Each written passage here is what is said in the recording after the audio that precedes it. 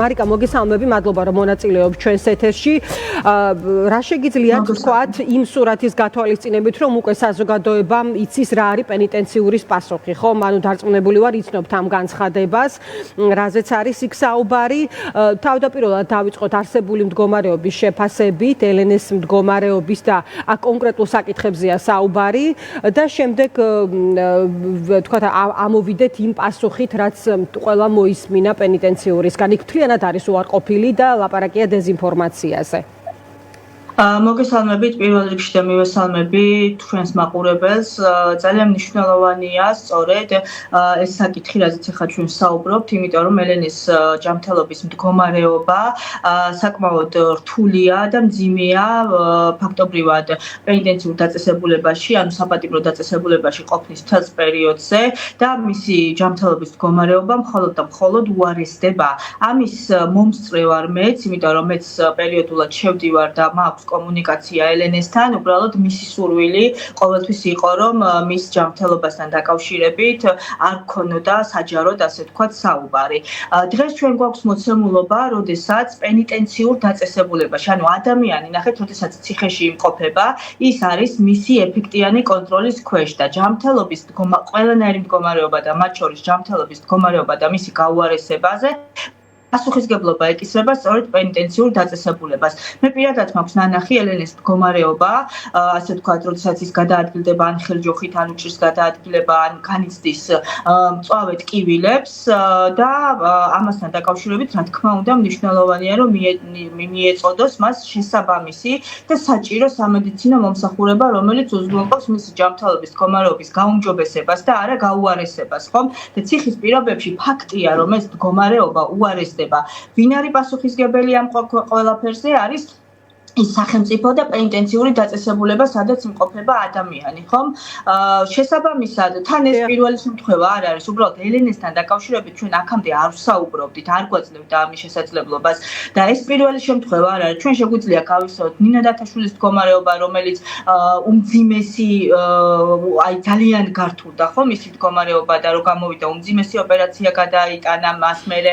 ჩვენ გვახსოვს, შეიძლება გავიხსენოთ იგივე ნანა სანდერსი და ზინოვკინა, რომელსაც ანალოგიური პრობლემები ჰქონდათ ჯანმრთელობის და მხოლოდ საზოგადოების ძლიერი წნეხის შემდგომ მიიღეს სამედიცინო მომსახურება და ჩვენ შეგვიძლია გავიხსენოთ ასევე ერთ-ერთი ქალბატონი, რომელიც ხანდაზმული ქალბატონი, რომელიც სულ ახლახან სწორედ იგივე პენიტენციურ დაწესებულებაში გარდაიცვალა.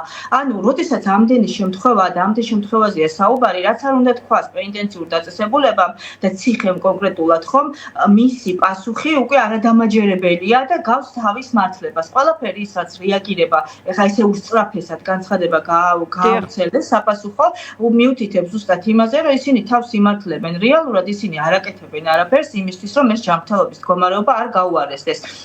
ელენეს ჭირდება სამედიცინო მომსახურება, ოღონდ შესაბამისი სამედიცინო მომსახურება.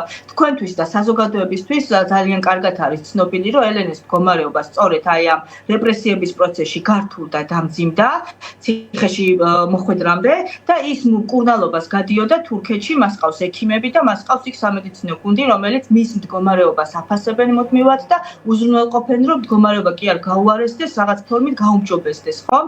შესაბამისად ეს შესაძლებლობა მას უნდა ჰქონდეს აუცილებლად და მან უნდა მიიღოს საჭირო სამედიცინო მომსახურება. თან ანუ საუბარი რაზე არის? ადამიანი საჭირო სამედიცინო მომსახურება. დღეს ჩვენ ნახეთ შეკრების ანონსი, ხო, პენიტენციურ სამსახურთან იქ პროტესტი იქნება, როგორც ჩანს და შესაბამისი მოთხოვნაც არის გაჟღერებული.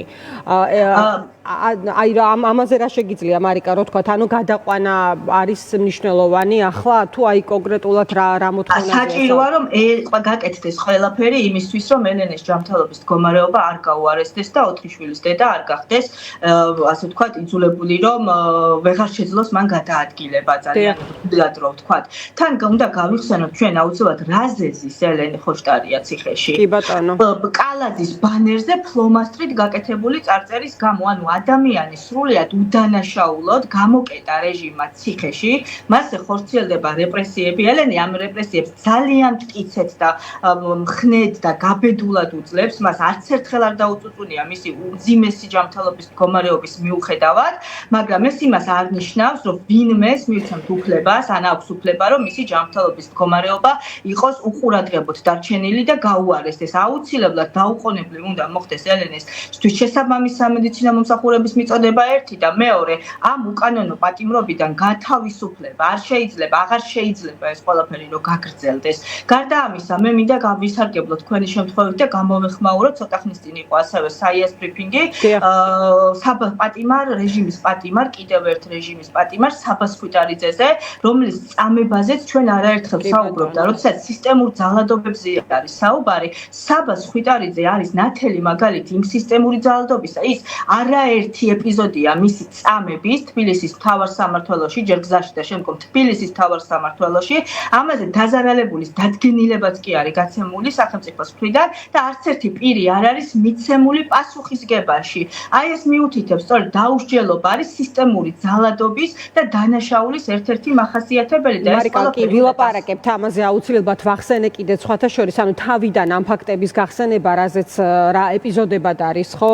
საიას ანგარიში, საბას წამების საკითხი, კიდევ თავიდან ძალიან რთული, ასე ვთქვათ, მოსასმენი აღმოჩნდა, რაზეც თამარმა ისაუბრა დღევანდელ ბრიფინგზე და როგორც აღნიშნა, ჩვენ აუცილებლად შევეხებით ამ საკითხს, როგორ რეაგირებს სახელმწიფო ამ ყველაფერთან დაკავშირებით და რეალურად რა ფაქტებთან გვაქვს საქმე.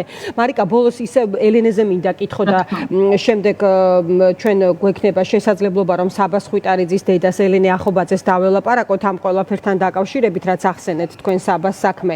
აი ელენეზე ითქვა, ნიკას პოსტიც ნახეთ თქვა არამიასი, რომ რამდენიმე კვირაა იცის ეს ახლო თქვათ წრემ და თავად არ იძლეოდა შესაძლებლობას, რომ საჯაროდ ამაზე თქვათ სიტყვა დაძრულიყო.